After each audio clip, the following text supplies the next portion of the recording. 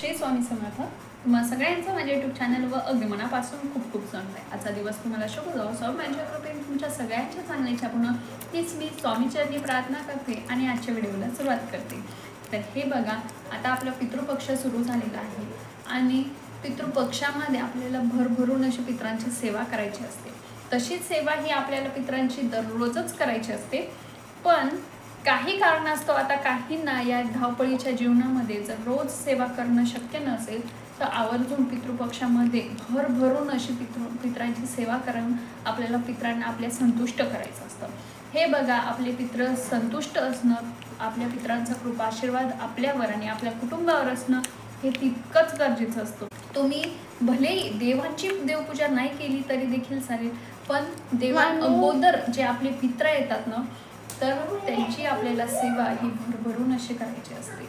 हे बघा, खरं म्हणजे आपण आपल्या जीवनामध्ये पितरांचं हे आपण ऋण फेडायला आलेलो असतो आणि त्यामुळेच आपल्या पितरांचा आपल्यावर कृपा आशीर्वाद असणं, आपल्या पितरांचा जर आपल्यावर कृपा आशीर्वाद असणं तर आपल्याला कशाचीही कमी पडत नाही। आपल्या मार्गात जे काही संकट अडथळे असतील ना, ते आपोआप नष्ट होत असतात आणि आपल्याला भरभरून असं मिळत असतं। तर त्याचबद्दल आज आपण या व्हिडिओमध्ये माहिती बघणार आहोत। तर व्हिडिओ स्किप न करता बघा, म्हणजे तुमच्या मनामध्ये कुठल्याही प्रकारचा डाऊट राहणार नाही।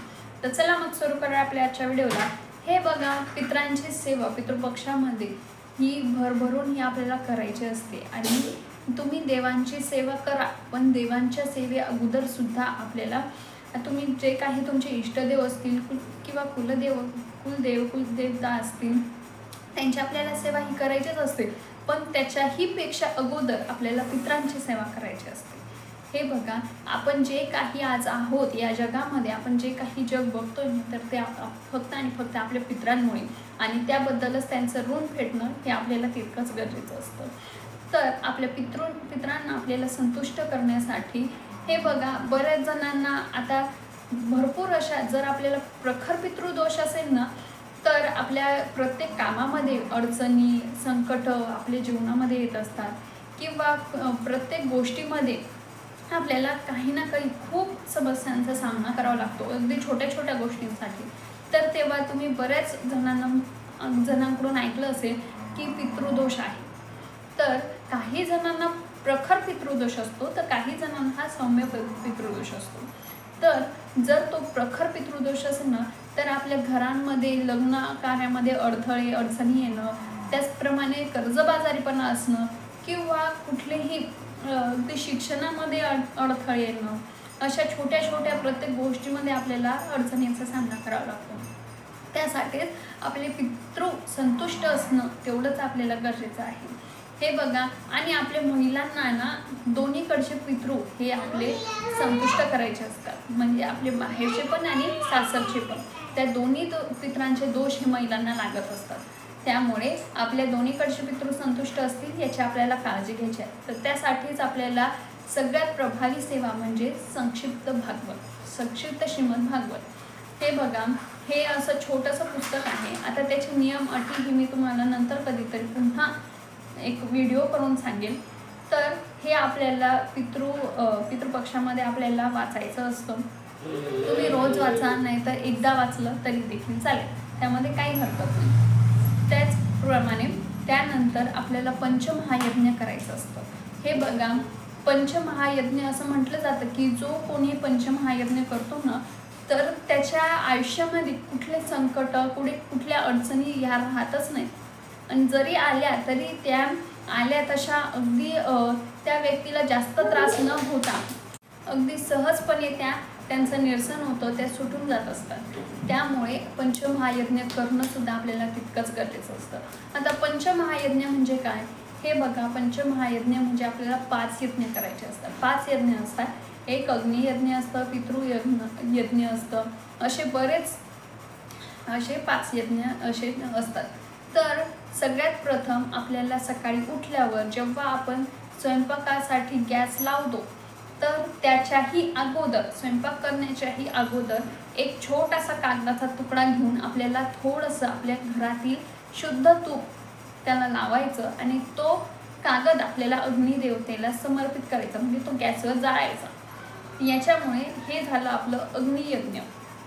तर त्याचबरोबर आपल्याला आपण जेव्हा आपण स्वयंपाक करताना पोळी करतो बघा, तर त्यातीलच तुम्ही एक पोळी घ्या किंवा छोट्या छोट्या दोन चाणक्या करा तरी देखील चालेल। तर ती पोळी तुम्ही कावळ्याला ठेवू शकता किंवा त्यातील अर्धी पोळी तुम्ही कुत्र्याला द्या, अर्धी पोळी गाईला द्या।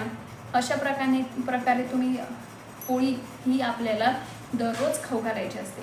आता काही जणांच्या शहराच्या ठिकाणी गाई या बघायला मिळत नाही बघा, तर तुम्ही कधी म्हणजे जेव्हा तुम्हाला शक्य होईल तेव्हा तुम्ही गाईला जाऊन चारा, तुम्ही गोशाळेमध्ये जाऊन चारा खाऊ घालू शकता, पोळी खाऊ घालू शकता। तर अशा प्रकारे केलं तरी देखील चालेल।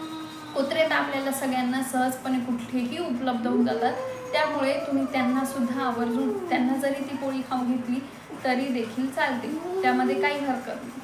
तर अशा प्रकारे तुम्हाला खाऊ घालायचं आहे, कुत्र्यांना म्हणा किंवा गाईला म्हणा किंवा कावळ्यांना आपल्याला पोळी खाऊ घालायची आहे। त्याचबरोबर त्यानंतर पक्ष्यांना तुम्ही दाणे टाकू शकता, कावळ्यांना तुम्ही दाणे टाकू शकता। कावळ्यांनी खाल्लं तर अतिशय उत्तम आहे, पण कावळ्यांनी नाही खाल्लं तर बाकीचे कुठले तरी पक्षी येऊन ते आवर्जून खाऊन जातील। जर आपण दाणे कुठेतरी आपल्या गॅलरीमध्ये ठेवा किंवा तुम्ही टेरेसवर ठेवलं तरी देखील चालेल। तर अशा प्रकारे हे सुद्धा तुमचं एक यज्ञ होत असतं। आता जे पुढचं यज्ञ आहे ते तुम्ही आपल्या अतिथीचा आपल्या घरामध्ये आल्यावर सन्मान करायचा आहे। हे बघा, बऱ्याच जणांना अतिथी म्हणजे पाहुणे आले ना की कंटाळा येत असतो, तर असा कंटाळा न करता आपल्या घरून कोणीही रिकामं जाणार नाही, म्हणजे कोणीही येऊ त्याला जेवू घाला किंवा साधं चहा वगैरे त्याला दिला तरी देखील चालेल। चहा द्या, दूध द्या, किंवा तेही नाही आहे शक्य तर साधी आपल्या कोणाच्या हातावर साखर ठेवून जरी दिली तरी देखील चालेल। साखर द्या त्या व्यक्तीला, पाणी द्या। अशा प्रकारे आपल्याला आपल्या घरी आलेल्या अतिथीचा सन्मान करायचा असतो।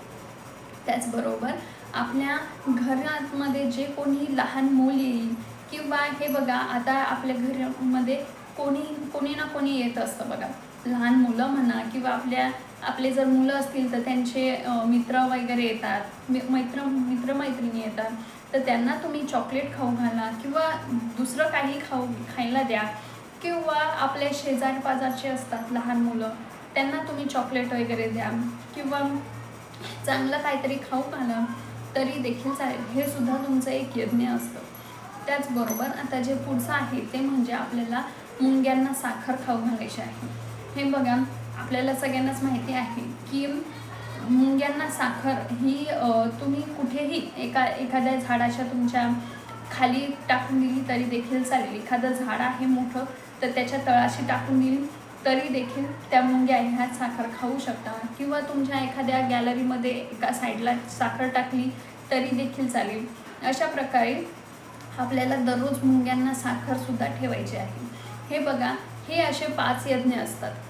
तर हे 5 यज्ञ जो कोणी करतो ना त्याच्या आयुष्यामधली सगळी संकट, सगळी दुःख ही नष्ट होत असतात। त्यामुळे आपल्याला पंचमहायज्ञ करायला आवर्जून विसरायचं नाही।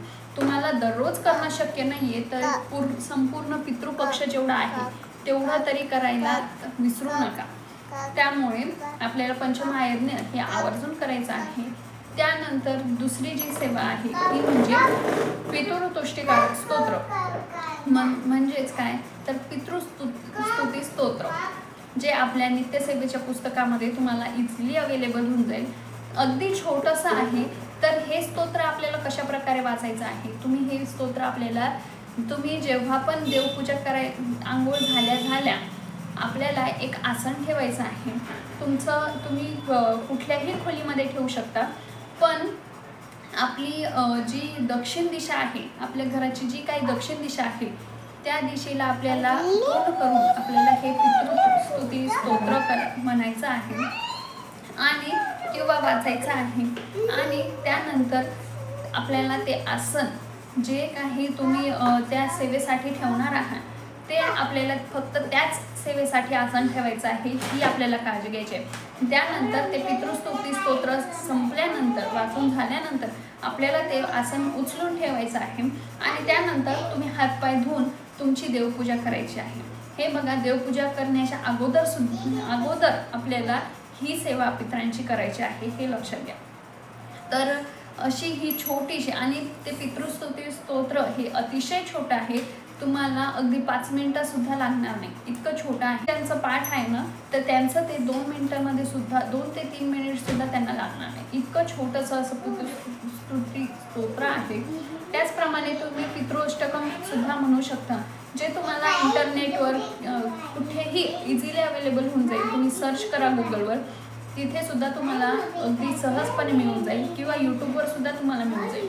ते पितृअष्टकम सुद्धा तुम्ही वाचू शकता। तर या अशा छोट्या छोट्या सेवा आहेत ज्या आपल्याला पितरांबद्दल आपलं ऋण मुक्त करण्यासाठी आपल्याला करायच्या असतात, आणि त्यामुळे जर आपले पितृ संतुष्ट झाले तर आवर्जून ते आपल्याला भरभरून आशीर्वाद देत असतात। हे बघा, जेवढी आपल्याला पितरांची गरज आहे ना, तेवढी पितरांना सुद्धा आपली गरज आहे। त्यामुळे त्यांची सेवा केल्याने आपलं कुठेच आपल्याला कधीच कुठल्याही गोष्टीची कमी पडत नाही, कुठल्याही गोष्टीची कमतरता भासत नाही, हे लक्षात घ्या। तुम्ही काही दिवस या सेवा संपूर्ण करून बघा, आणि त्यानंतर तुम्ही आपोआप तुम्हाला अनुभव यायला लागेल, आणि तुम्ही मला कमेंट करून सांगा। तर अशा या छोट्याशा सेवा आहेत। त्याचबरोबर तुम्ही आपल्या या पितृपक्षामध्ये आपल्या टेरेसवर तुम्ही दही आणि भात आपल्या कावळ्यासाठी ठेवू शकता। हे बघा, आपल्या पितरांना समर्पित असा आपल्याला दही भात रोज ठेवायचा असतो। भातामध्ये मीठ टाकायचं नसतो, तो आळणीच ठेवायचा, आणि त्याच्यावर तुम्ही दही टाकून तुम्ही टेरेसवर ठेवू शकता, किंवा गॅलरीमध्ये तुमच्या ठेवलं, किंवा खिडकीमध्ये ठेवलं तरी देखील चालेल। तर अशा प्रकारे तुम्ही तुमच्या घरी हे दही भात हे कावळ्यासाठी ठेवू शकता।